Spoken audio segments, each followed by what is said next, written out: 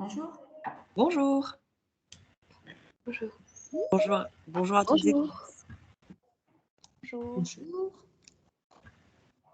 bienvenue. Voilà, on attend un petit peu que tout le monde arrive. Mais bienvenue à toutes et tous donc à ce deuxième épisode des Jeudis de la FEMS 2022, qui porte aujourd'hui sur le thème musée et matrimoine. Alors, je vous informe que je viens de lancer l'enregistrement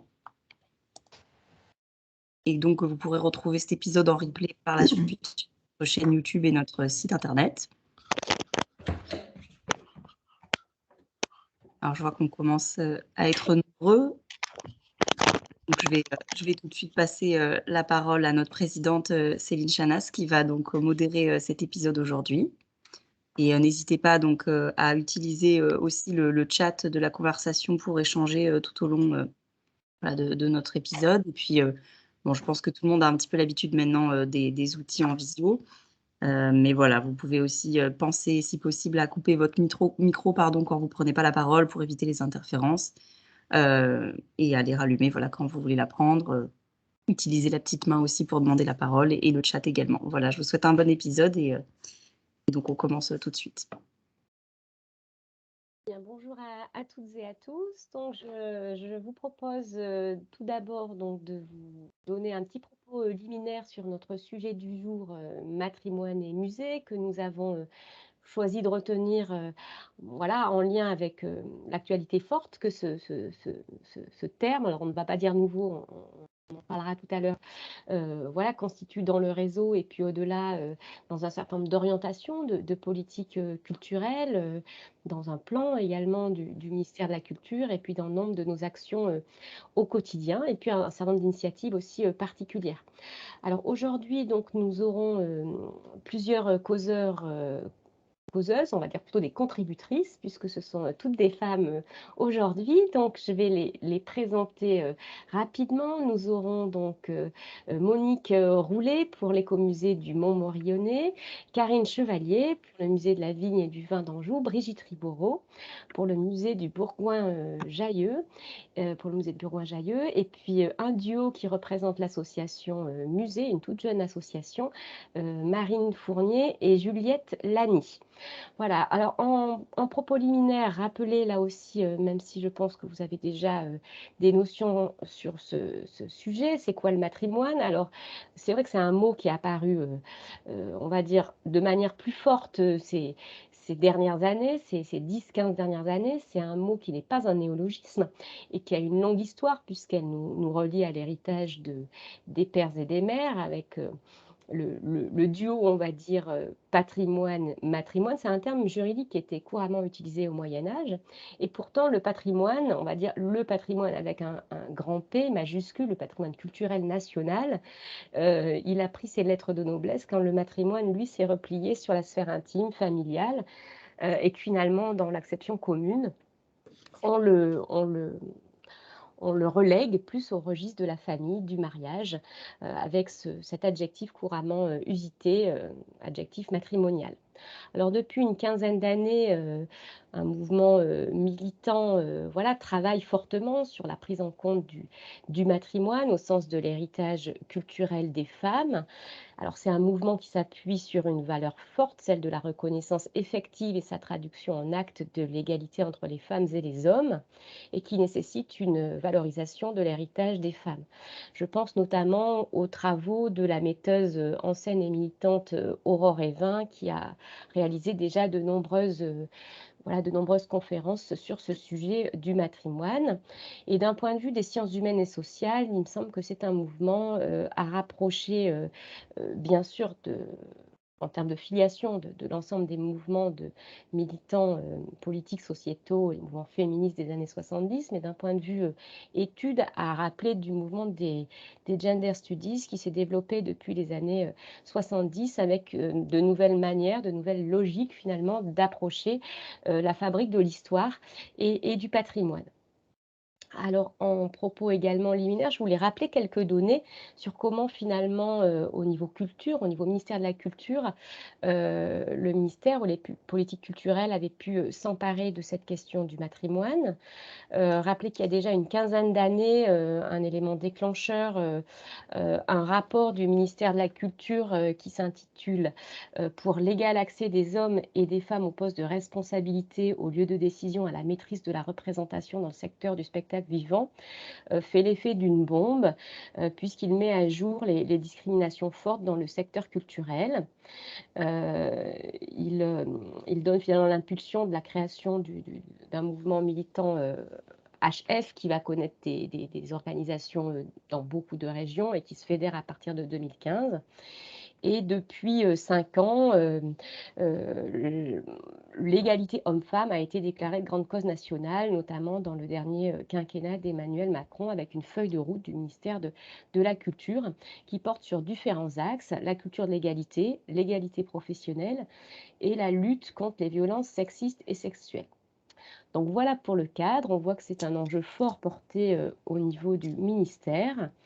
Mais concrètement, on va dire sur le terrain, à notre niveau, nous, des musées, des personnes, comment cela se traduit-il finalement dans nos structures, dans nos musées? Qu'est-ce qui change ou qu'est-ce qui ne change pas? Donc nous vous proposons tout de suite d'ouvrir les échanges donc avec les collègues qui ont proposé de nous livrer justement en retour des expériences qu'elles ont pu mener chacune dans leur musée ou leurs écomusées, ou les initiatives personnelles comme celle de l'association musée, enfin personnelle mais collective, qu'elles ont initiées.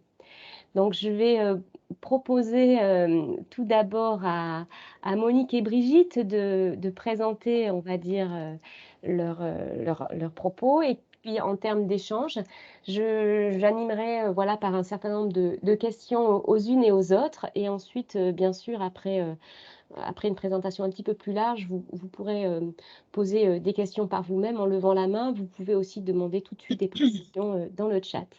Voilà, Monique, c'est à toi pour ta présentation. J'avais pas vu.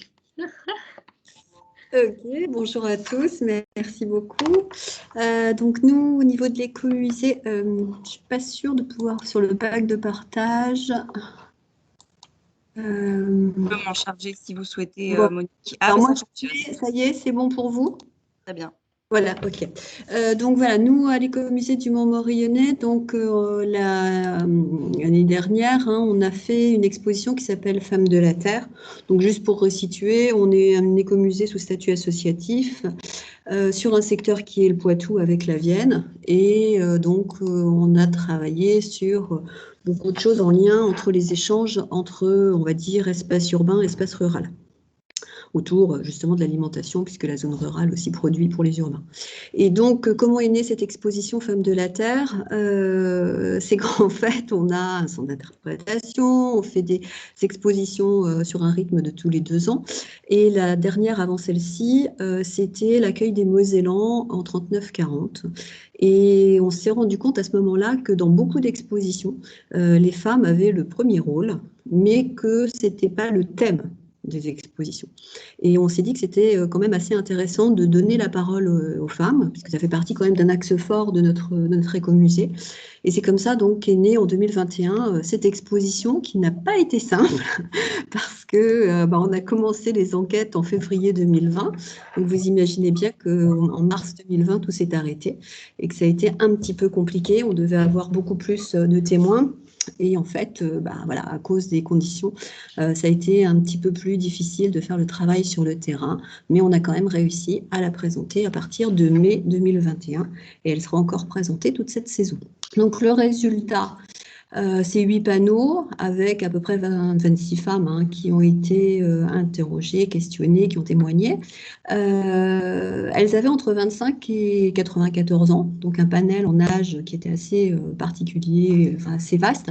Et donc une exposition, comme je vous l'ai dit, qui sera présentée jusqu'en 22. Alors ce qui était intéressant, c'est qu'on avait des témoignages d'agricultrices, mais pas que. Donc, ça pouvait être des conjointes. Alors, je vous ai mis dans le diaporama filles 2 parce que souvent, elles se citaient comme ça, c'est-à-dire filles d'agriculteurs, femmes de gars d'agriculteurs, etc. Et donc, l'intérêt de ce questionnement, de cette exposition, c'était aussi de leur donner réellement la parole. Et à ce moment-là, on voyait toute la mutation en fonction des générations et l'évolution de leur rôle et comment elles étaient aussi perçues. Vous avez donc quelques exemples là sur les panneaux. Ce qui apparaît surtout, évidemment, en termes de génération, c'est que ces femmes, longtemps, se considéraient comme sans profession. Hein, elles étaient invisibles au niveau comment dire, au niveau état civil, quelque part, quand on leur demandait leur profession, elles avaient bien un nom, un prénom, une date de naissance, mais leur travail n'apparaissait pas, alors que déjà, on pouvait parler de double, voire triple journée. Et sur le territoire, on a eu des exemples avec des femmes qui ont combattu aussi pour faire reconnaître au sein du monde agricole qu'elles pouvaient devenir conjointes de l'exploitation ou également qu'elles pouvaient comment dire, être chef même d'exploitation et avoir des projets qu'elles pouvaient aussi développer sur leur territoire. Donc voilà un petit peu pour de manière très générale vous présenter ce qui a été fait. Après, je pense qu'on pourra recroiser et évoquer les différentes questions avec les autres témoignages. Mais voilà un petit peu le cadre sur un territoire rural et donner la parole aux femmes justement au milieu rural. C'était aussi voir que les revendications d'aujourd'hui, des jeunes générations, les revendications que l'on peut avoir aussi en milieu urbain, eh bien, se croisaient et avaient les mêmes attentes. Merci Monique pour cette première présentation très courte mais très synthétique. Donc voilà, j'entends du coup finalement les femmes toujours présentes, mais là la volonté manifeste justement d'appuyer le trait et de les rendre encore plus visibles par une thématique choisie. Eh bien, je vais donc peut-être, pour changer de sujet et complètement de territoire, passer la parole à Brigitte Ribourreau, donc pour un musée très différent, voilà, situé en Auvergne-Rhône-Alpes. Brigitte, est-ce que tu peux prendre la main?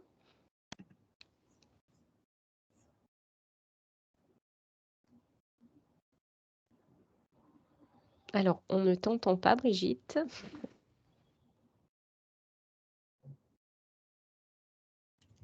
Oui, pardon, j'avais oublié d'enlever mon micro. Je vais essayer de vous partager mon écran sans faire trop de bêtises.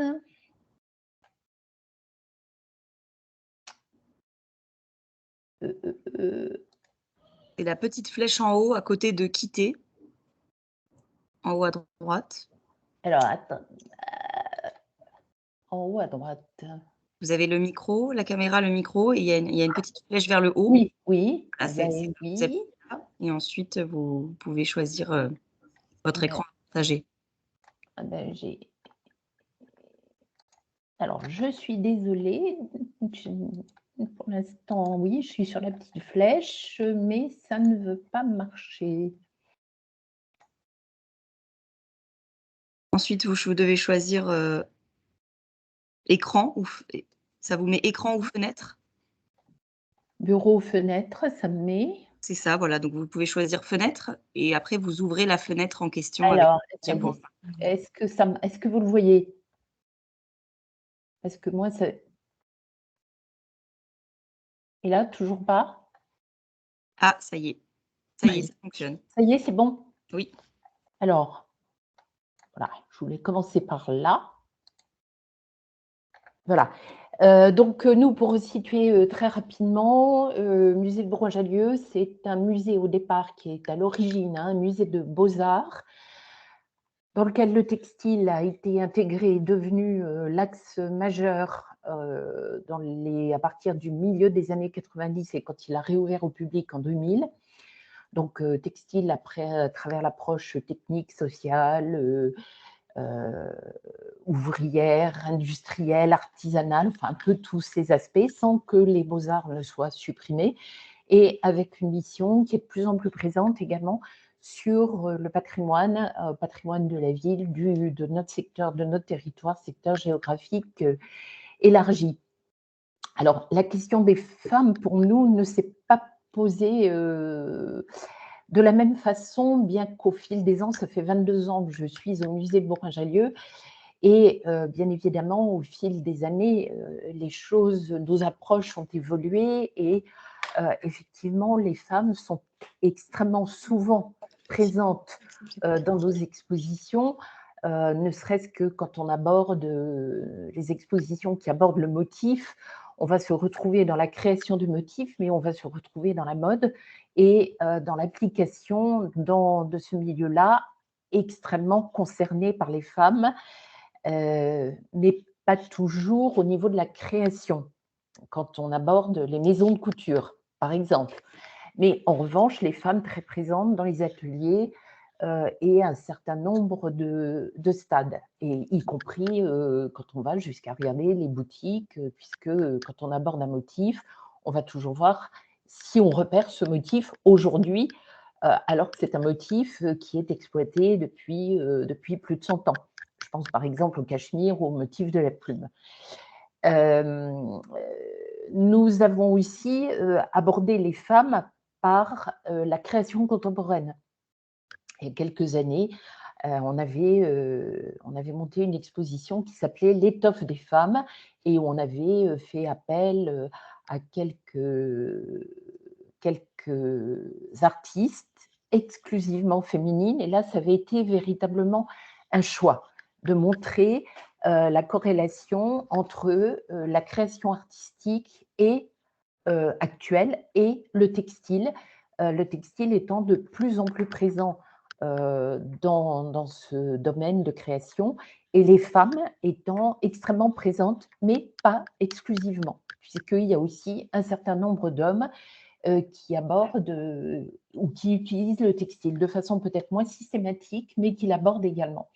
Et avec Artistes Pluriels, qui est une exposition plutôt beaux-arts, mais avec un volet, on va dire, plus traditionnel, qui est effectivement beaux-arts, et un volet plus contemporain, avec des femmes artistes qui sont présentes dans nos collections également, et qui utilisent le textile comme médium principal de leur création.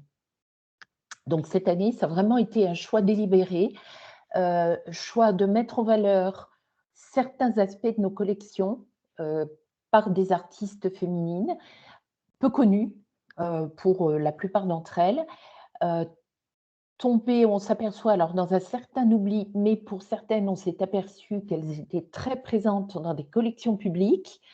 Mais quand on a voulu emprunter, on nous a dit ouh là là, bah non, l'état est pas bon. Donc on comprend très vite que ce sont des collections qui restent en réserve ou des œuvres qui restent en réserve et qui ne sont pas valorisées. Mais je pourrais dire, à contrario, que c'est également le cas d'un certain nombre d'artistes hommes qui sont également tombés dans l'oubli et où il y a pourtant une vraie qualité artistique.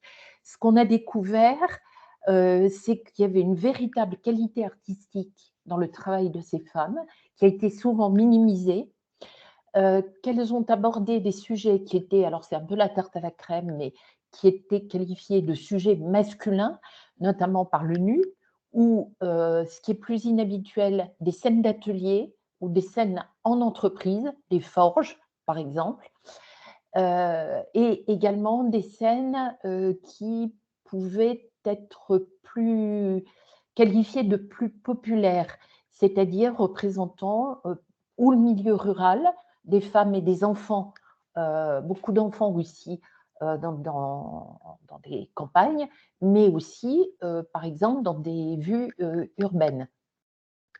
Et le nu également, qui était qualifié de sujet masculin. Donc ça a été un des points qu'on a voulu faire ressortir. Certaines d'entre elles, comme Jacqueline Marval, Marie Laurencin ou Suzanne Valadon, qui sont beaucoup plus connues, ont une vie un peu, j'allais dire, libérée, en côtoyant aussi des milieux masculins très fortement, ou comme Jacqueline Marval, qui ont refusé d'exposer dans des salons féminins, en disant « non, moi je suis artiste ». et je ne suis pas artiste femme. Donc, Brigitte, je vais te faire un petit peu oui, accélérer que je peut-être suis la trop première longue. chose. Donc, ce sont des constats qu'on a fait et qu'on a essayé de faire ressortir dans cette exposition. Et même chose pour les artistes féminines contemporaines qui revendiquent vraiment leur place en tant que telles. Mais on pourra y revenir Est-ce que si vous le peut-être tu peux souhaitez nous après. livrer, du coup là c'est une exposition, là aussi perturbée avec la crise, mais qui est en cours actuellement et qui va Oui. bientôt s'achever. Est-ce que tu peux peut-être nous donner quelques éléments sur la manière dont le public, qui est le public, quelle est la réception justement de ce projet par les visiteurs? Alors, on n'a pas encore bien sûr tous les bilans. Alors un peu perturbé au début puisqu'on avait un démarrage très lent de retour du public individuel à la fin de l'année 2021.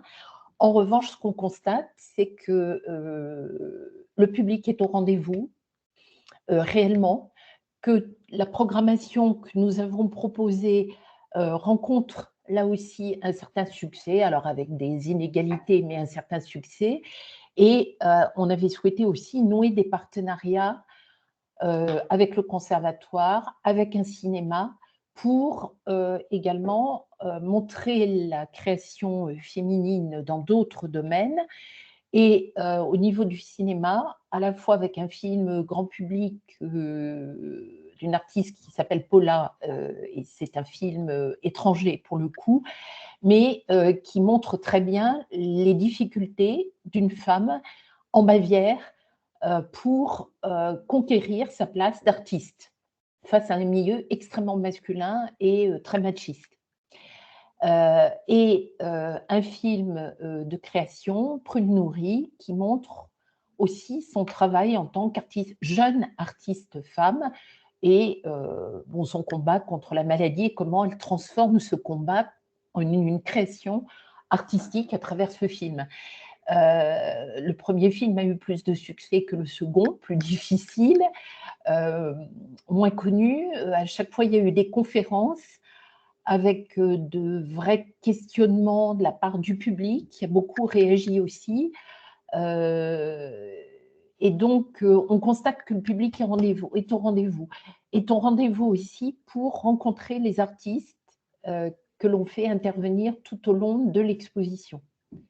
Donc, il y a un véritable intérêt pour découvrir ces artistes.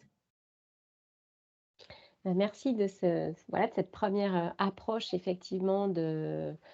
Là, je pense que tu mets bien en avant plusieurs problématiques, hein, cette question voilà, de la visibilité nouvelle et toutes les problématiques que ça génère derrière. Tu parlais des problématiques d'état de conservation des œuvres. On pourra, enfin, en tout cas, c'est un questionnement peut-être qu'on pourra te poser. Qu'est-ce que ça, voilà, est-ce que ça fait bouger les lignes derrière, pardon. En tout cas, merci de ce premier élément très, très enthousiasmant. Changement de cap et de sujet à présent avec Karine Chevalier. Nous partons dans la Loire, dans les pays de la Loire, voilà, pour là aussi peut-être aborder un sujet qui s'est sans doute plus trouvé sous les feux de l'actualité ou des projecteurs médiatiques, puisqu'on va parler les femmes, on va dire, de la vigne et du vin, les femmes vigneronnes. C'est vrai que là aussi, il y a un certain nombre d'associations militantes, voilà, de femmes qui sont très présentes dans l'univers médiatique, mais ça ne reflète peut-être pas le commun, on va dire, du quotidien de la population féminine qui travaille dans ce milieu. Donc voilà, Karine, je te laisse peut-être présenter là aussi un peu sur le même format le musée et puis le choix que vous avez fait avec une très chouette affiche que tu vas nous commenter. Ok. Alors le musée de la vigne et du vin, en fait, pour poser aussi un peu les choses, donc on est une équipe de salariés féminines et une gestion associative avec un bureau composé quasi exclusivement d'hommes. Et des retraités pour la plupart. Donc voilà, enfin, ça a un peu ponctué un peu toute la durée de ce projet qui au départ en fait est parti, en fait c'est la médiatrice du musée en fait qui a voulu mettre en place un atelier pour les collégiens, en fait, sur l'évolution des métiers viticoles. Et c'est à ce moment-là qu'on s'est rendu compte qu'il y avait peut-être un sujet à faire autour des femmes, parce qu'on s'est rendu compte qu'il y avait peu de matière. Et dans le cadre du coup d'un partenariat avec l'université d'Angers, en fait, on a missionné 2 étudiantes en histoire pour faire le point en fait dans les archives du musée et puis au niveau du département pour voir qu'est-ce qu'on avait en fait, qu'est-ce qui existait sur la thématique des femmes dans la viticulture. Donc là, on s'est rendu compte qu'il n'y avait pas beaucoup de matière. On a vraiment réalisé l'invisibilité des femmes dans la filière, surtout avant-guerre. Et ça nous a en fait donné envie de creuser davantage le sujet. Donc, qu'on a traduit donc, à travers une exposition temporaire donc, qui a eu lieu l'année dernière.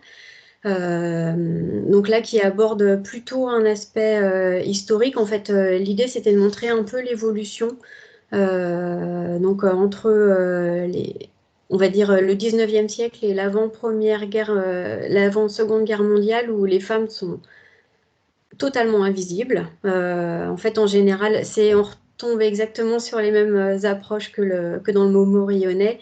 Les femmes sont invisibles, elles sont moins bien payées. Pourtant, elles font un travail essentiel dans les domaines. Voilà. Enfin, puis en général, donc dans les inventaires, en fait, ce sont des femmes ou des ménagères, en fait, ou des sans-emploi. Voilà. Après, on montre quand même que avec la Seconde Guerre mondiale, les choses ont évolué, en fait, suite à la Seconde Guerre mondiale, avec le contexte législatif et social, en fait, qui évolue, et la formation aussi. Et ça amène petit à petit, en fait, aujourd'hui, davantage de mixité dans le métier.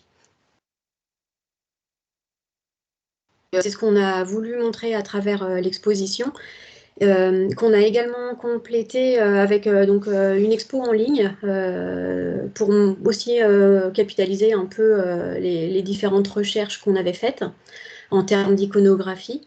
Et puis, on a également complété avec donc, un programme de conférences avec notamment 2 soirées. Donc, une soirée où on a fait intervenir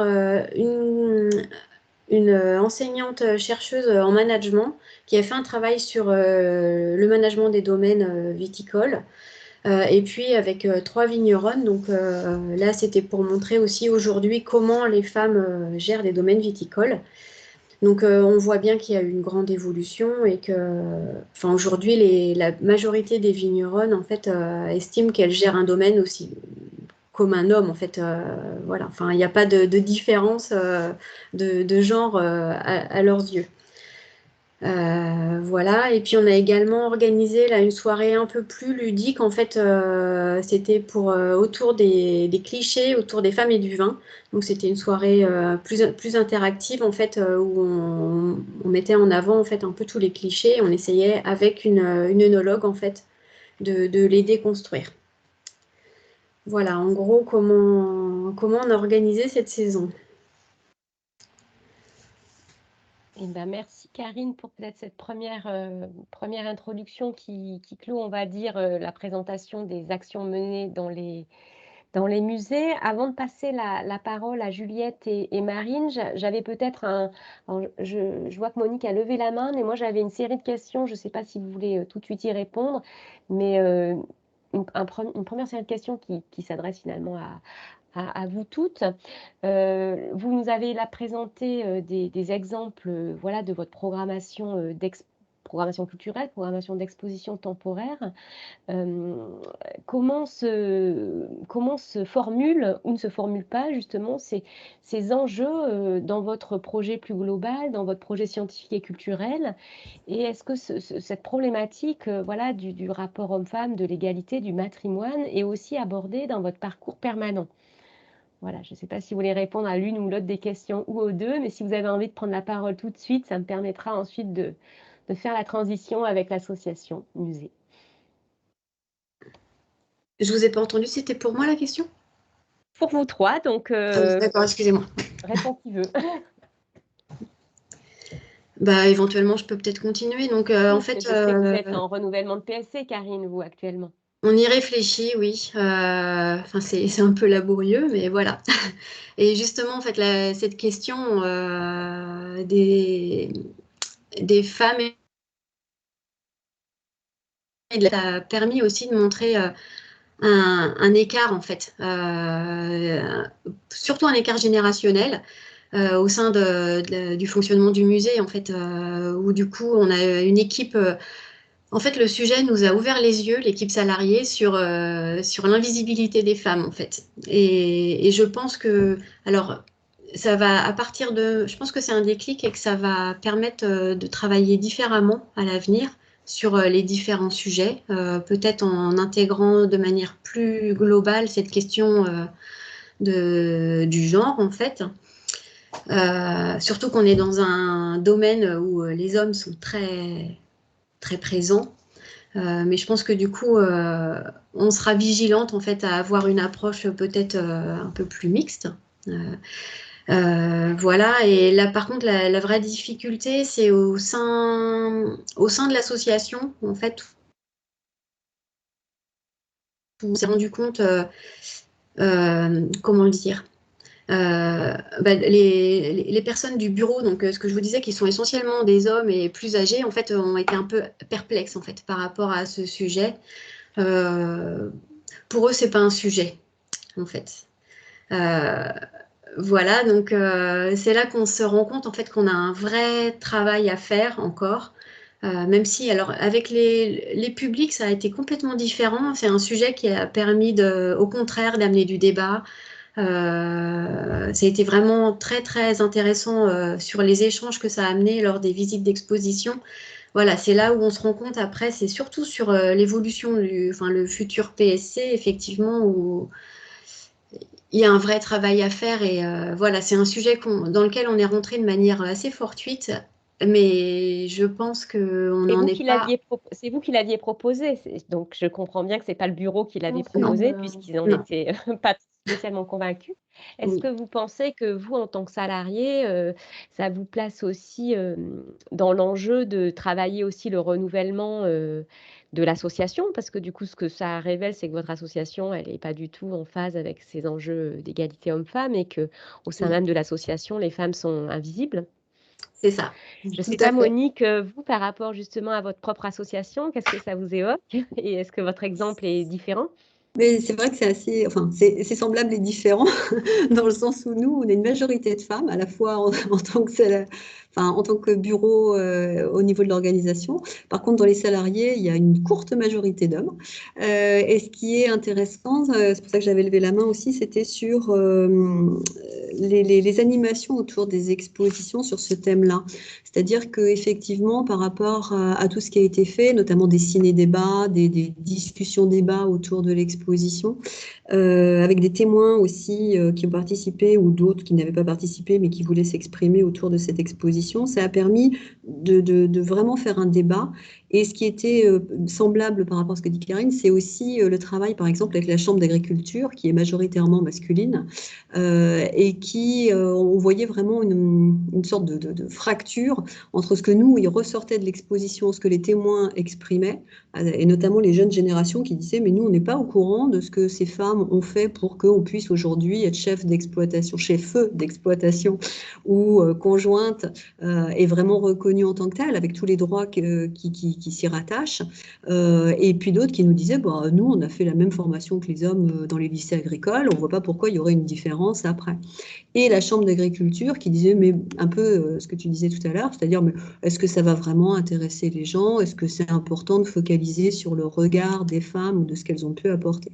Et donc, ce n'était pas seulement au sein de l'association, où là, non, au contraire, parce qu'on a fait ce constat, on est une association qui existe depuis 35 ans, et on se dit, il a fallu attendre 33 ans pour donner la parole vraiment aux femmes, parce qu'à chaque fois, on l'avait fait, mais pas en les mettant en avant. Donc c'est aussi, je pense, quelque chose qui est en lien avec l'interpellation de la société aujourd'hui, et qui fait que ça nous est paru aussi une évidence de le mettre à ce moment-là.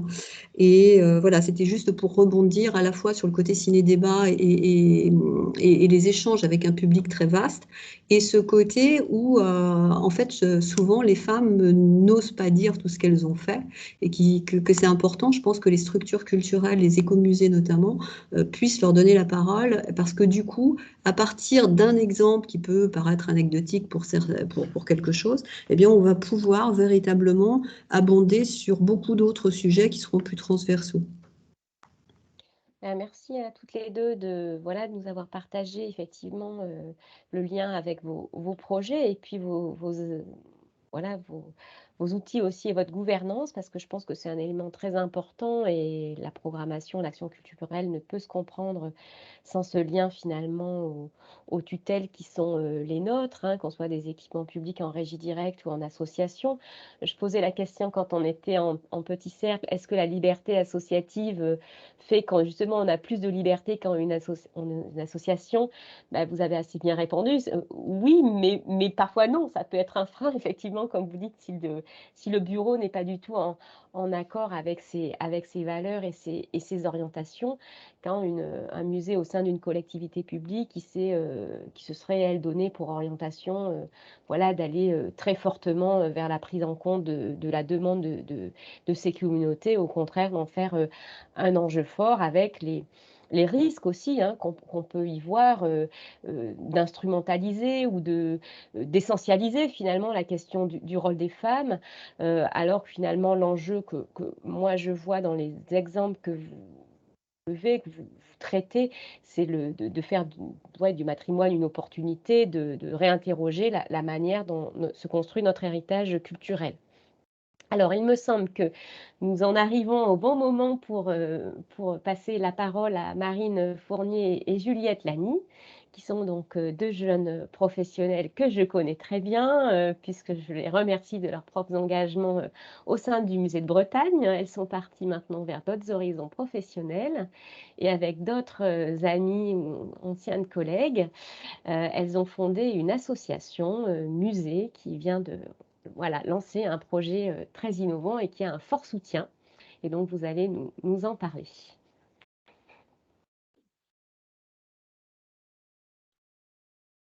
Alors, du coup, Marjolaine voulait bien projeter. Super.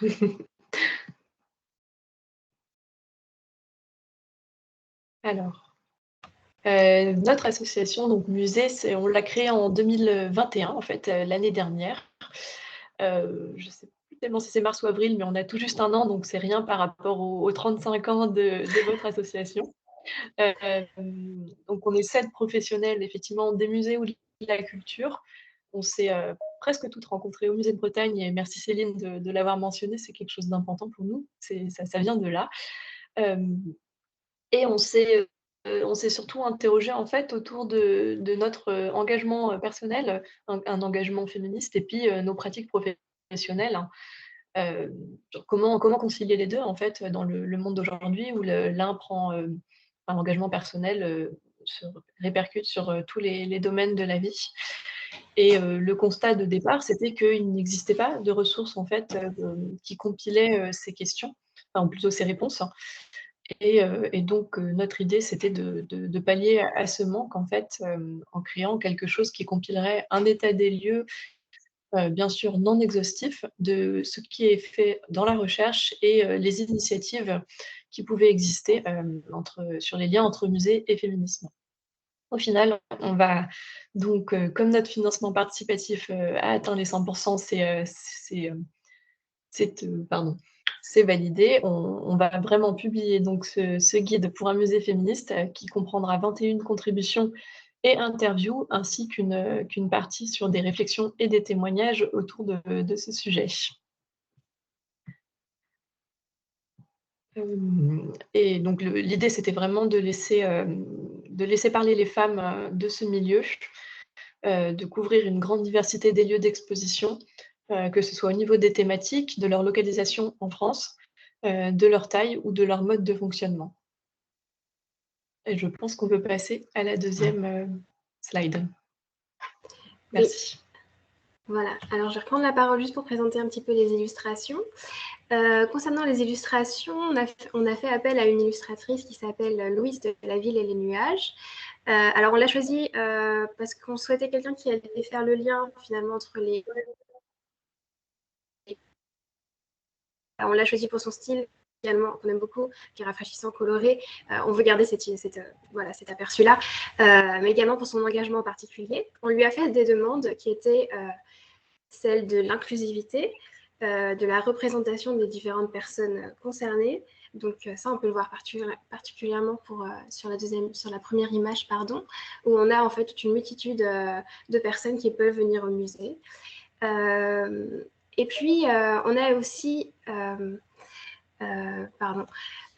du coup, essayer dans les différentes images de faire appel donc, à ces différentes thématiques. Donc, sur la première, on va retrouver une jeune femme qui va retoucher un cartel sur une statue dans un musée d'art.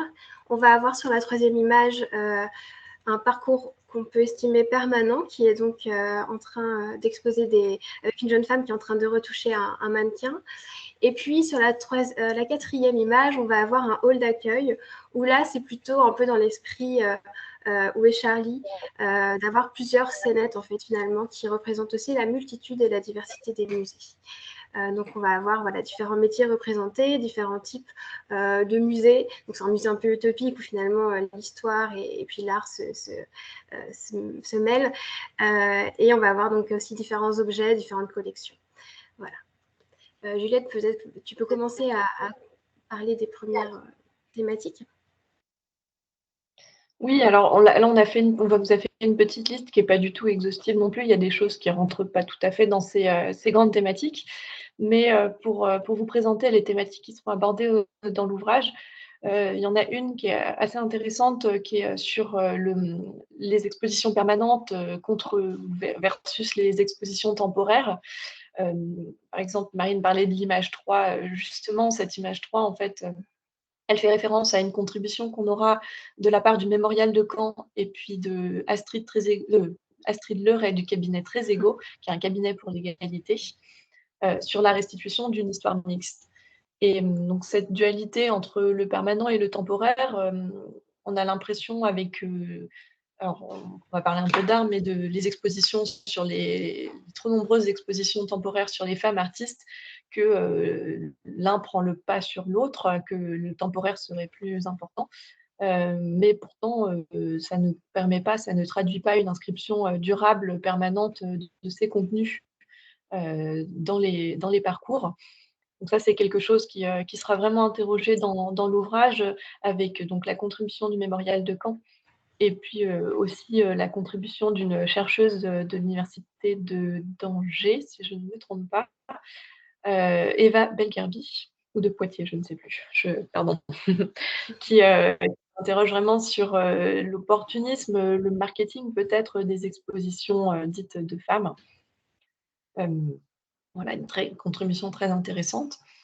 La deuxième thématique qu'on peut retrouver dans l'ouvrage, c'est celle des collections et des acquisitions. Comment collecter l'histoire des femmes, comment l'identifier comme telle, l'inventorier, l'indexer, et comment penser l'acquisition des collections dans une optique de valorisation des sujets liés aux femmes ou aux représentations de genre. Et là, on aura une contribution du Musée de l'Histoire vivante à Montreuil sur les archives qu'ils conservent et qu'ils utilisent pour faire des expositions très intéressantes, et en donnant notamment la place aux femmes dans cette histoire ouvrière où on a tendance à oublier les femmes alors qu'elles sont pourtant des actrices très importantes de cette histoire. Et on aura aussi une très grande contribution par rapport à la charte de l'égalité femmes-hommes qui a été établie à la Réunion des musées de Rouen, avec encore une fois ce cabinet Très Égaux et Astrid Leray. Et une charte qui est très, très, très intéressante, qui traite beaucoup d'aspects de la vie des musées, dont on pourra reparler éventuellement, mais notamment sur les acquisitions et comment s'occuper de ces œuvres une fois qu'on les a. Et puis, on a 3 autres thématiques, donc on va un peu survoler, mais l'idée, c'est de parler d'un musée finalement pour toutes et pour tous. Donc ça se représente dans la première image et puis également dans la quatrième. Finalement, c'est à qui s'adresse-t-on ? comment faire en sorte que chacune se sente accueilli, se sente en sécurité, se sente représenté. Comment également on va co-construire un projet de médiation, un projet d'exposition, un projet d'acquisition. Donc ça, c'est des sujets qui vont être abordés notamment via les contributions d'une MJC par Marion Eusé. Donc c'est un petit pas de côté qu'on a voulu faire mais qui nous semblait important. Ici, l'écomusée du Creusot-Monceau va aussi intervenir en termes de représentation, puisqu'ils ont fait appel à des collectes de femmes dans le milieu rural. Et puis, également, on aura une troisième partie dans l'ouvrage qui nous semble important d'évoquer, qui est celle qui est beaucoup plus participative et qui fera appel à des visiteuses et visiteurs. Enfin, nous avons l'aspect de la médiation et de la communication. Donc là, c'est penser le musée en termes de rôle peut-être d'éducation, mais également d'exemple. Penser également à une communication qui se veut réfléchie et consciente des enjeux d'aujourd'hui sur les luttes féministes, mais également penser à la pluralité des interlocuteurs. Donc ça, on voit ça dans l'image 4, où on va avoir par exemple des médiatrices qui sont issues de différents horizons. Enfin, pour terminer, ce qui me semble important dans l'ouvrage, c'est de repenser également l'idée des conditions de travail. Finalement, est-ce que faire évoluer les contenus d'exposition et les politiques d'acquisition des collections si on ne repense pas les dynamiques internes? Donc là, il faudrait aussi s'interroger sur comment intégrer les équipes dans les processus, s'interroger sur les relations internes, notamment par le prisme des problématiques féministes et en fait qui finalement concerne toute la société. Et donc pour ça, on va avoir les contributions du collectif OO, qui est un collectif de médiatrices indépendantes, et également on va avoir Isabelle Attard qui a beaucoup travaillé dessus, qui est aujourd'hui directrice du musée de l'école de Botoa. Et puis effectivement, comme l'a dit Juliette, la charte sur l'égalité de la Réunion des musées de Euro. Voilà donc un petit panel un petit peu de ce qu'on va avoir dans l'ouvrage. Oui, c'est qu'un aperçu, je complète justement. Sur la page du financement participatif, on a la liste complète des contributions, enfin en tout cas des contributeurs et des contributrices. Là, on vous a fait une petite sélection. Voilà. Merci de cette présentation très large et finalement dont je pense l'objectif est de placer sur devant de la scène une problématique globale qui dépasse largement la question de la programmation événementielle. Donc c'est un beau sujet et je pense qu'on a tous hâte de lire l'ensemble des contributions. C'est vrai qu'en termes d'écriture, de réflexion, il n'y a pas tant d'ouvrages que ça, de synthèse, de travaux de recherche sur le sujet. Donc je pense que c'est important aussi pour les étudiants en muséologie, qui travaillent sur les problématiques de projets culturels, de s'emparer de ces enjeux pour aussi outiller finalement les structures qui sont les nôtres dans la gestion de projets à penser finalement le patrimoine à la fois en termes d'opportunités, mais aussi le placer dans une démarche de projet scientifique et culturel, c'est-à-dire aussi en cerner les limites ou les problématiques que ça peut poser. Puisque vous avez vous-même un petit peu listé un certain nombre d'écueils, notamment ce qui pourrait être un point de vigilance de retomber dans une approche qui serait à nouveau très académique ou très descendante, entre guillemets, à l'encontre d'un travail plus inclusif de construction du patrimoine qui a aussi pu être opéré ces dernières décennies. L'idée que ça doit aussi se faire avec les communautés, mais pas qu'avec, bien sûr, les professionnels des structures ou les historiens de l'art. Et puis, moi, j'aimerais bien peut-être qu'on ouvre l'échange. Je ne sais pas s'il y a déjà des questions qui se posent aujourd'hui là je peux dire dans la salle, mais en tout cas dans la visio, sur le point de vigilance justement sur le rétrécissement de focale qui pourrait être celui du matrimoine et comment dans un récit de ce qui pourrait être effectivement un parcours permanent, puisque vous avez aussi appelé de vos voeux à sortir d'une logique uniquement événementielle et à réfléchir sur un récit plus global. à élargir sur des valeurs voilà, d'égalité et d'inclusion. Donc je ne sais pas s'il y a d'autres personnes qui, voilà, qui veulent peut-être déjà partager d'autres réflexions ou d'autres questionnements qui se posent eux-mêmes sur leur parcours. En tout cas, la parole est ouverte. Pour l'instant, il n'y en a pas, mais du coup, j'ai peut-être j'ai d'autres questions pour nos intervenantes sur justement la posture du musée.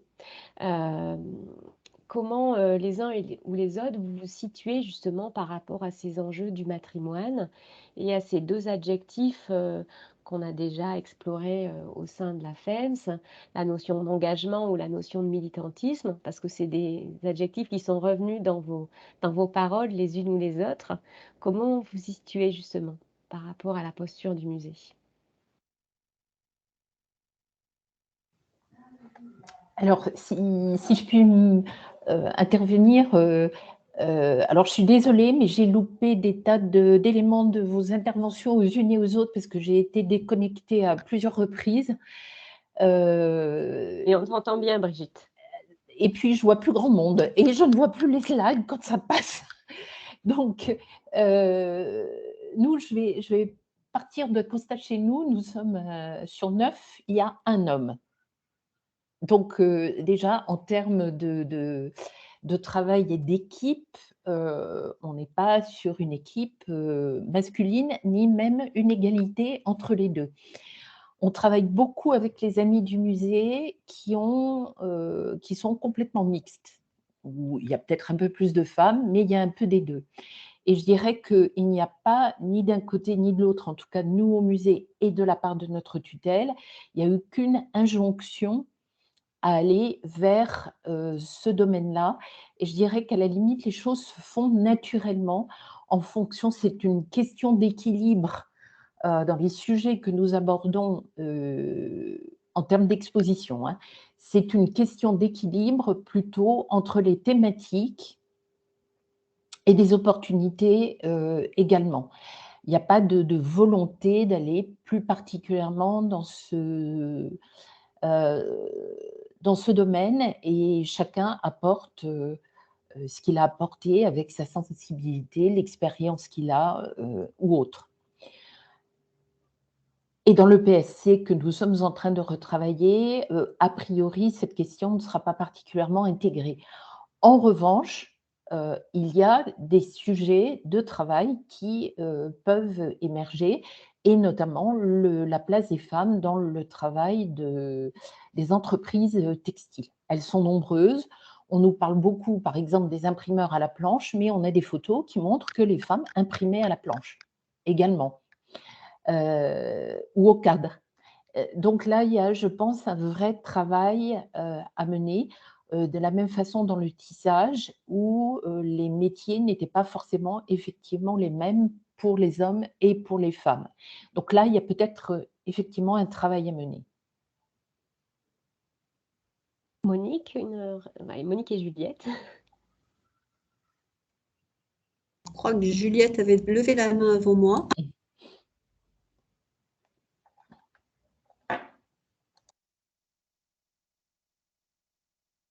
Juliette, on ne vous entend pas. Ouais.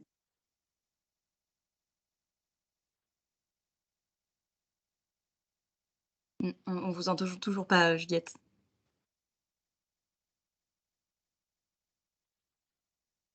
Et là, c'est bon, ça doit être bon. C'était pour rebondir par rapport justement à ce qu'on parlait du permanent, du PSC. Et justement, je voulais profiter pour préciser un petit peu le mémorial de Caen, le travail qu'ils ont effectué en fait avec Astrid. C'est d'abord sous la forme d'un audit. Donc, Astrid Leray qui a fait un audit sur les collections exposées et les collections conservées. Et son audit était assez terrifiant pour le mémorial. Il y avait seulement 20% de collections relatives aux femmes. qui étaient présentes, enfin, qui étaient conservées. Et quand les femmes étaient représentées dans le parcours permanent du mémorial, elles étaient représentées dans des rôles de prostituées, dans des rôles de protection des enfants, ou alors elles étaient présentées en souffrance. C'était très différent de la façon dont étaient présentés les hommes pour les mêmes rôles éventuellement, mais qui, eux, n'étaient jamais dans une posture passive. Pour une petite vidéo qu'on pourra vous partager qui montre exactement ça, une photo où des hommes sont sous la menace d'une arme des Allemands. Ils sont appelés comme des Français. Et la même chose avec des femmes. Et ce ne sont pas des Françaises, mais des femmes qui sont dans l'angoisse de savoir ce qu'il va leur arriver, alors que les hommes sont traités d'une manière très différente.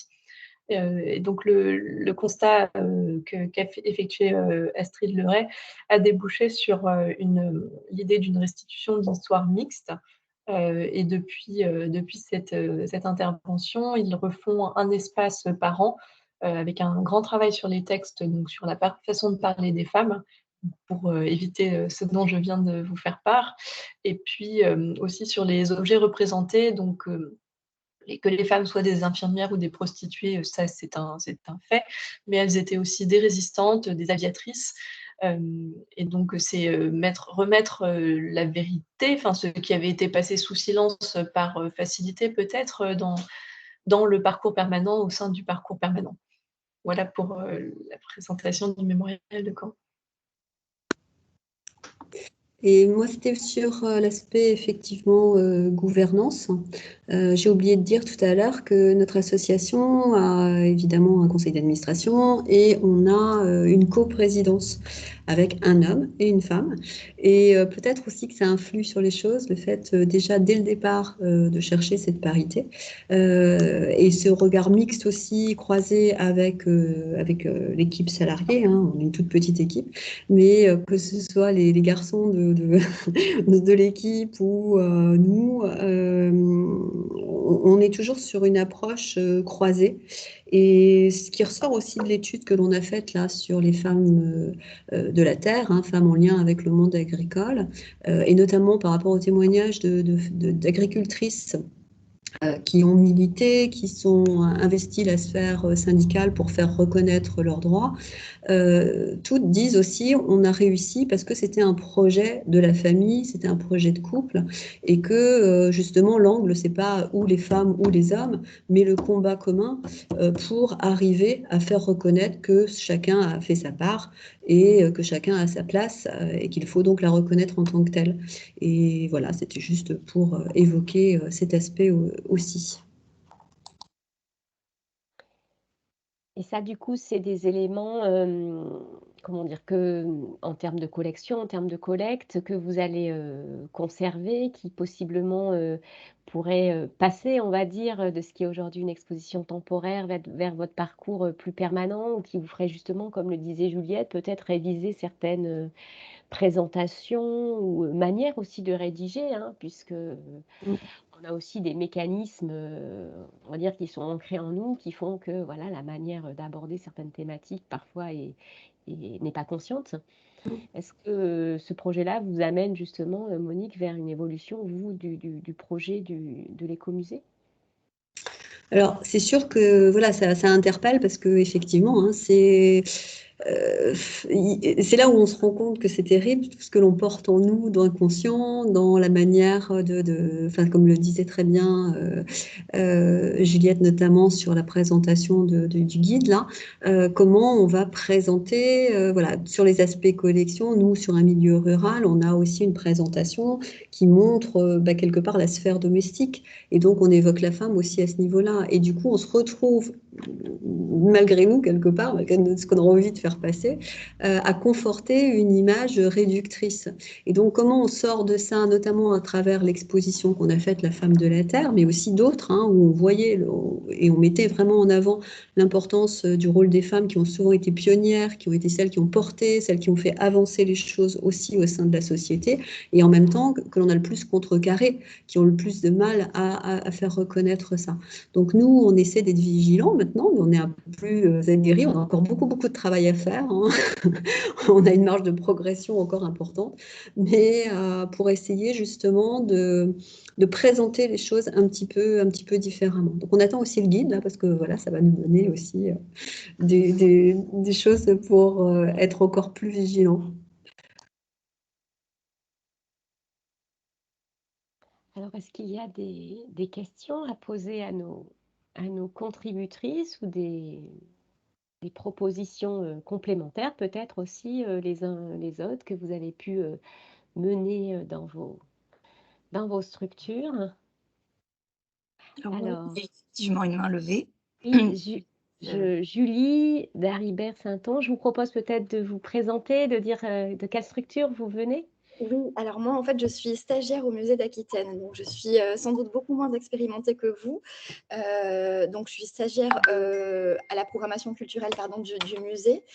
Et je me suis posé la question, parce que il y a quelque chose qui a émergé lors d'une réunion récemment au sein du musée sur le thème même de matrimoine.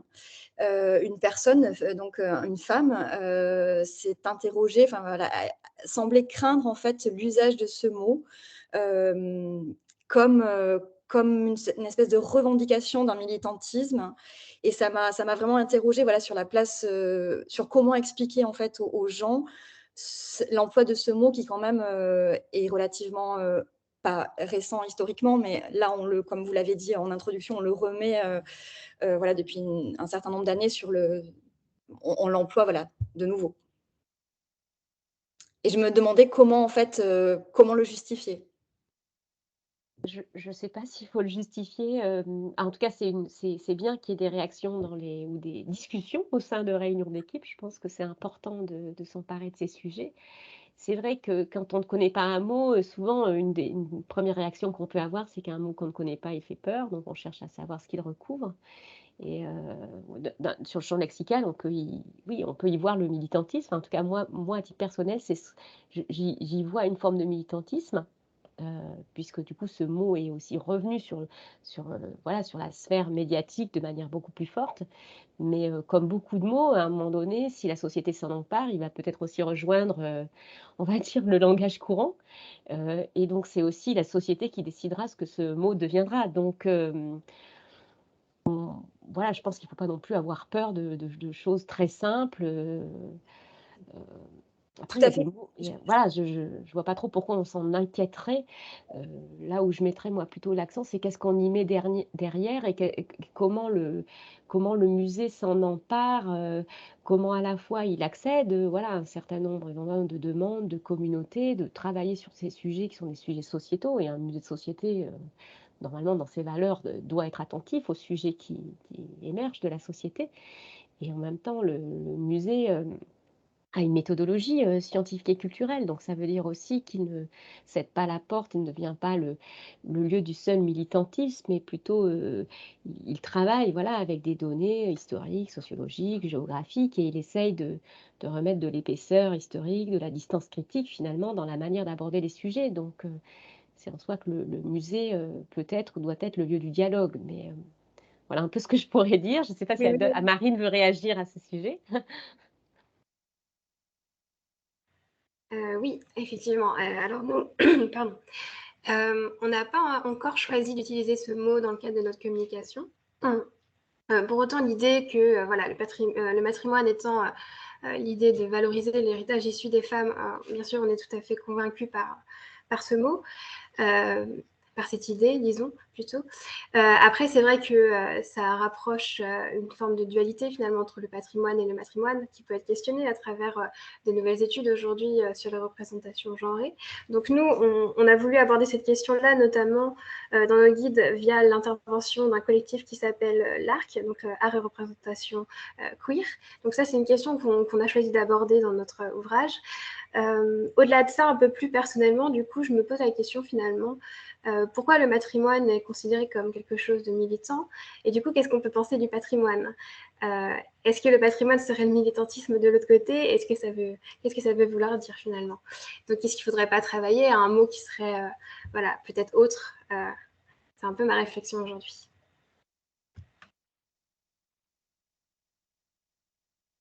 Florence, tu veux nous livrer une expérience? Ah, Florence est partie. Bon.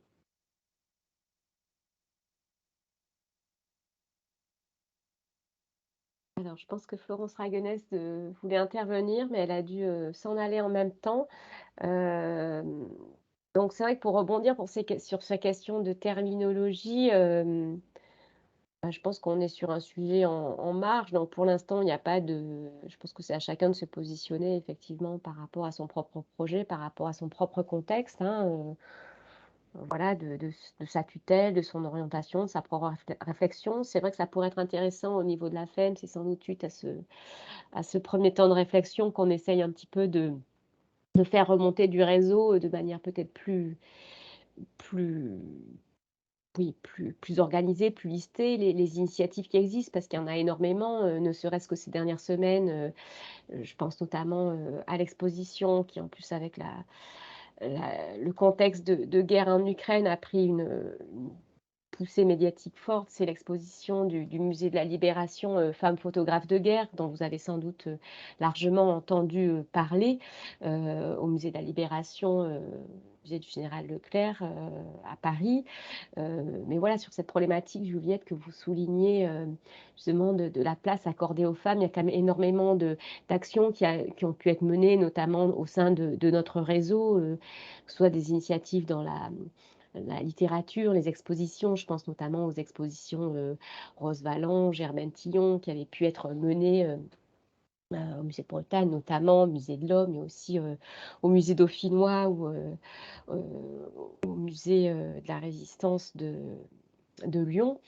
Voilà, donc on voit que ces sujets, ils sont quand même sur le feu depuis fort longtemps. Aujourd'hui, la problématique, c'est peut-être celui de l'élargissement du prisme et de l'intégration dans un récit plus global qui se pose. Alors, est-ce que Florence est revenue pour parler avec nous? J'aurais bien aimé, je ne sais pas s'il y a certains collègues qui veulent peut-être aborder, puisque c'est un sujet que Brigitte a abordé tout à l'heure, voilà, sur certains champs de la création ou du patrimoine qui sont quand même largement dominés voilà, par une approche modèle patriarcale et aussi des renversements à certaines périodes. Brigitte parlait du domaine de la mode. Voilà, c'est vrai que si on doit citer des femmes créatrices, il y en a surtout une qui nous vient à l'esprit, mais c'est vrai que les grandes expositions ont surtout mis en avant des hommes. On pourrait prendre l'exemple de la cuisine aussi, de la gastronomie, qui est de la même manière, dont le domaine est quand même très genré. Et donc, sur cette question des collections, des processus d'acquisition, voilà, j'aurais aimé peut-être poser aussi la question à l'ensemble d'entre vous. Est-ce que vous avez déjà travaillé avec des collectifs, avec des communautés, justement, militants ou de femmes qui étaient justement préoccupées par ces problématiques de conservation et de constitution d'un patrimoine, justement, et non pas uniquement sur le plan de l'action culturelle, puisqu'aujourd'hui, j'ai quand même le sentiment qu'on est beaucoup sur le domaine de l'action culturelle, et finalement, la question de la conservation pérenne aussi, des objets, des documents, est un sujet qui s'est posé à vous.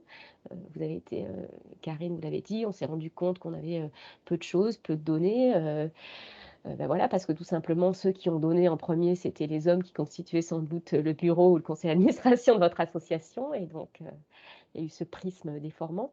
Voilà, quels sont les leviers peut-être que vous avez activés les uns et les autres?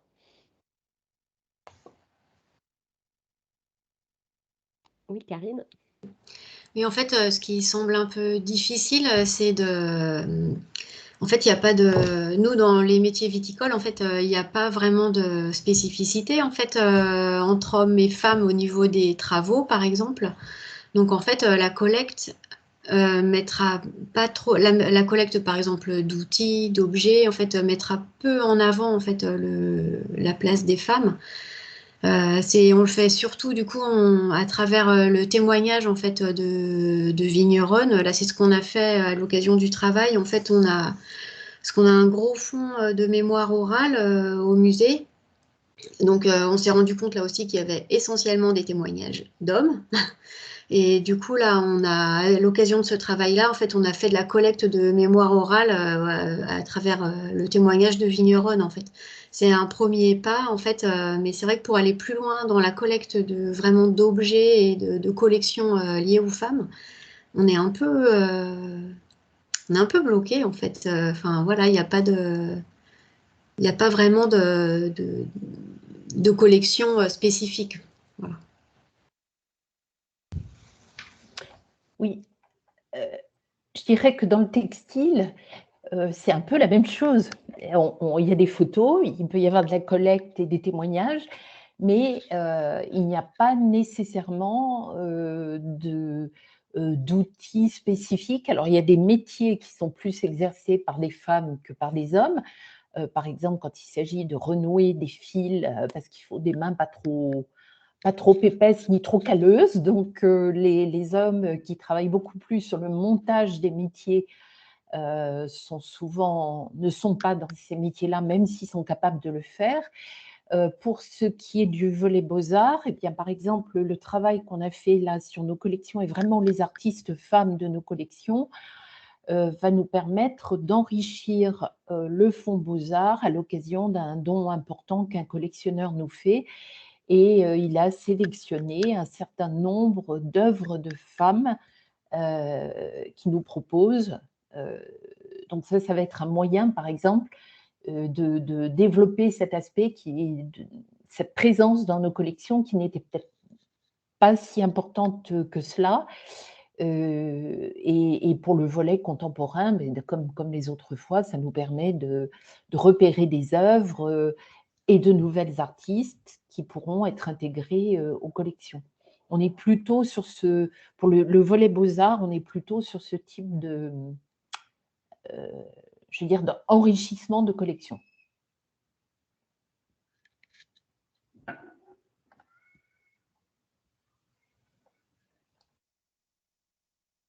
Oui, Marine, vous voulez compléter peut-être?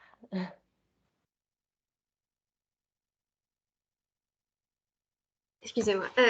Donc, je voudrais juste rappeler voilà, deux contributions qui portent un peu sur ce sujet-là dans notre ouvrage.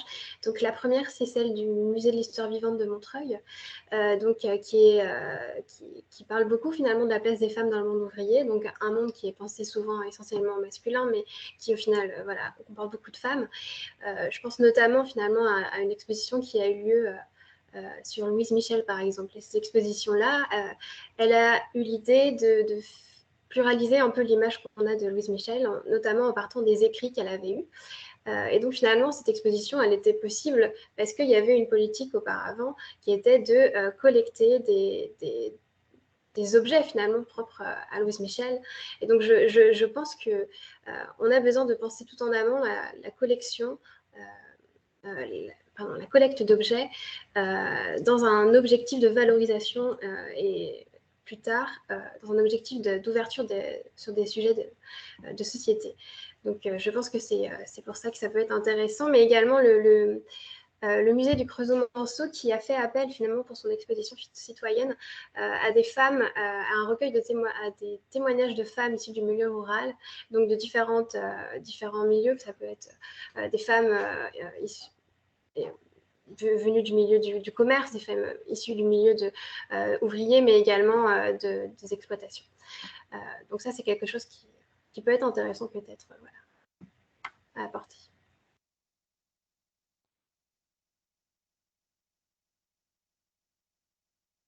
Karine, vous vouliez compléter à nouveau peut-être par un autre point? Non, oui, je pense que en fait, pour compléter, je pense que c'est dans la manière aussi dont on construit en fait les expositions ou les projets en fait qu'il faut qu'on décale un peu notre point de vue en fait et qu'on soit vigilant à cette approche en mettant aussi autant en avant les hommes que les femmes en fait. Je pense que c'est dans la manière de travailler qu'il faut qu'on évolue.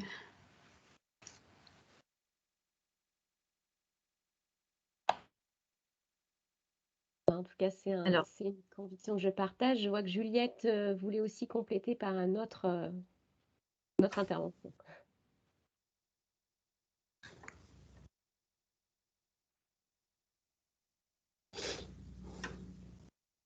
Vous m'entendez? Oui, oui, c'est pour rebondir sur la façon de valoriser en fait, une collection qu'on a déjà, sur la charte de l'égalité qui a été mise en place, à Rouen. Il y avait eu aussi un audit sur le musée des beaux-arts de Rouen en fait, qui disait qu'il n'y avait que 2 d'œuvres de femmes, exposées et là, c'était encore plus effarant qu'au mémorial de Caen. Il y avait des stéréotypes dans les cartels, enfin, c'était quelque chose de pour tous les musées de Rouen, ça a été très difficile à entendre et cet audit, il a aussi dit qu'en fait, dans les collections, dans ce qui n'était pas exposé, il n'y avait pas enfin, il y avait beaucoup plus de choses. Donc c'était vraiment un choix, de la part du musée, enfin un choix peut-être pas conscient, mais un choix en tout cas.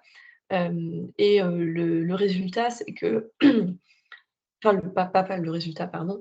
La problématique, qu'ils ont dégagée, c'est qu'il y a des œuvres de femmes, mais on ne les expose pas, donc elles ne sont pas restaurées, donc elles ne sont pas présentées, donc elles ne sont pas étudiées. C'est un serpent qui se mord la queue, sauf si on décide de changer cette dynamique. Et donc, grâce à cette charte, c'est ce vers quoi ils tendent. C'est quelque chose qui est difficile, hein, changer un parcours permanent ou choisir une exposition quand on a une tutelle, j'imagine aussi importante qu'à Rouen, c'est pas quelque chose de simple, mais l'inscrire dans une charte, comme ils ont pu le faire, en tout cas, c'est un début. En tout cas, c'est une amorce et c'est une amorce que nous aussi on souhaite, par la publication de ce livre qu'on défend. C'est pas du tout, tout à l'heure on parlait de l'engagement, politique, le gros mot matrimoine et tout ça. Hem, Notre livre, il est politique, mais il ne l'est pas complètement. C'est surtout une réflexion, c'est une amorce pour tendre vers quelque chose, de meilleur a priori, sur lequel on est tous d'accord. Ce n'est pas un manifeste ou quoi que ce soit, un réquisitoire. C'est quelque chose qui doit s'inscrire dans le long terme selon nous. Voilà. Bah, effectivement, je trouve que c'est un bon mot pour un petit peu le mot de la fin, sauf s'il y avait d'autres interventions ensuite qui souhaitaient voilà, prendre la parole sur ce sujet. Sur cette question voilà, de l'approche, de la bonne approche, de l'équilibre, voilà, pour aller vers un discours euh, de prise en compte de l'ensemble des voix, finalement un discours polyphonique, même si on sait combien ce mot a pu faire dresser les cheveux à certains de nos collègues au moment du questionnement sur la définition du musée. Je pense qu'on y est. L'un des écueils que vous avez pu soulever les uns et les autres, je pense, dans les différentes contributions, bon, il y en a un qui a la question du discours qu'on tient, on va dire la valeur scientifique, c'est-à-dire comment faire sortir, rendre visibles effectivement ces voix qui sont souvent absentes, tout en ne les essentialisant pas, en ne forçant pas le trait et en ne donnant pas aussi comment dire, une valeur plus forte que ce qu'elles n'ont joué réellement, cet enjeu oui, du discours juste. Vous avez aussi souligné la problématique liée aux collections. Finalement, il n'y a pas forcément des collections spécifiques. Et je crois qu'on est aussi dans un domaine qui est forcément celui du récit, de la narration, de l'immatériel, donc du sensible. Et c'est vrai que pour prendre un exemple que nous avions pu identifier au musée de Bretagne, qui était un très beau projet de porter dans une exposition autour de la pêche à Terre-Neuve, justement, la pluralité des voix. L'un des volets de l'exposition parlait de l'aventure de la pêche, donc l'aventure en mer, les hommes essentiellement, et puis le deuxième volet s'appelait Le temps de l'absence, exposition qui était présentée à Granville et Saint-Brieuc notamment, et qui s'intéressait plus au sort de ceux qui restent, les femmes, les enfants.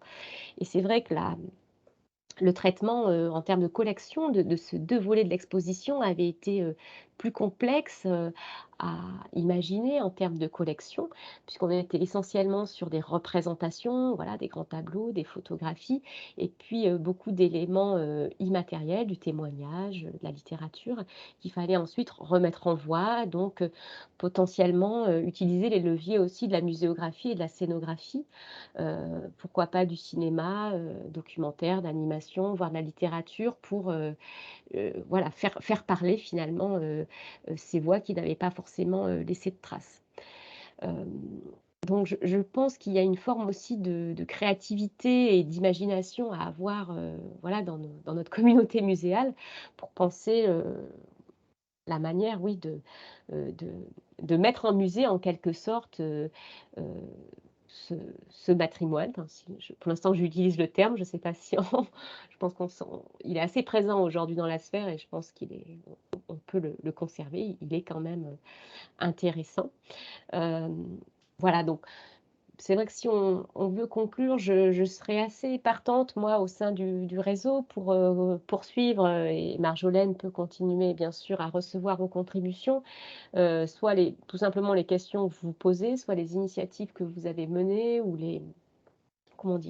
ou les voies que vous imaginez explorer, voilà, pour poursuivre en tout cas le sujet. Nous, dans les engagements de notre projet fédératif et dans la convention qui nous relie au ministère de la Culture, c'est l'un de nos axes de travail. Voilà, donc à poursuivre. En tout cas, je remercie très chaleureusement aujourd'hui les contributrices qui ont bien voulu nous exposer voilà, leur projet et puis aussi leurs réflexions sur ce vaste sujet. Merci à vous toutes et tous et puis à très bientôt. J'espère en tout cas vous voir nombreux, peut-être pour nos rencontres professionnelles prochainement. Oui, voilà, Marjolaine, oui. Oui, je me permets de compléter pour justement sur cet aspect-là, vous rappeler que les inscriptions se terminent demain. Donc voilà, pour celles et ceux qui veulent participer et qui ne sont toujours pas inscrits, n'hésitez pas à le faire, à revenir vers nous.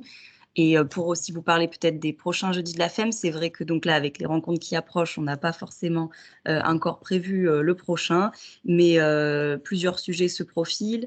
Notamment autour de l'accessibilité des publics, le thème de chantier des collections, avec peut-être aussi un axe plus précis sur les collections vestimentaires. Donc là, c'était les prochains sujets qu'on avait identifiés. Mais voilà, comme d'habitude, n'hésitez pas à nous proposer directement en fait des sujets que vous souhaitez interroger, des retours d'expérience. Voilà, vous pouvez nous écrire à l'adresse contact de la FEMS. Voilà, pour les prochains, n'hésitez pas. Et donc, en espérant en effet peut-être vous voir aux rencontres. Il y a également l'AG. Je me permets de passer aussi le message pour ceux qui voilà, qui peuvent pas être présents, à bien nous envoyer aussi votre pouvoir pour être représentés à notre assemblée générale. Donc, merci à toutes et tous. Et puis, vous pourrez retrouver l'épisode sur notre plateforme et en ligne sur YouTube. Donc, n'hésitez pas ensuite aussi à le partager auprès de vos collègues et de vos réseaux. Merci encore et donc à bientôt. Merci. Bonne journée. Merci. Merci beaucoup. Au revoir.